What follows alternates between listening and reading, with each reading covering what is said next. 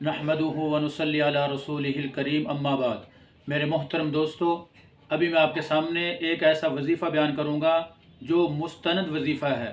پیارے آقا صلی اللہ علیہ وسلم نے ارشاد فرمایا، جو شخص کسی کو کوئی دینی یا دنیاوی حاجت درپیش ہو، اس کو چاہیے کہ 2 رکعت نماز نفل صلاۃ الحاجت کے نیت سے پڑھے۔ 2 رکعت نماز نفل صلاۃ الحاجت کی نیت سے پڑھ کے اس کے بعد 3 مرتبہ یہ دعا پڑھے، لا الہ الا اللہ الحلیم الکریم، سبحان اللہ رب العرش العظیم، الحمدللہ رب العالمین۔ یہ کتاب کے اندر آپ کو مل جائے گی۔ اسألک موجبات رحمتک وعزائم مغفرتک والغنیمۃ من کل بر والسلامۃ من کل اسم، لا تدع لی ذنبا الا غفرتہ ولا ہما الا فرجتہ ولا مرضا الا شفیتہ ولا حاجۃ ہی لک رضا الا قضیتہا یا ارحم الراحمین۔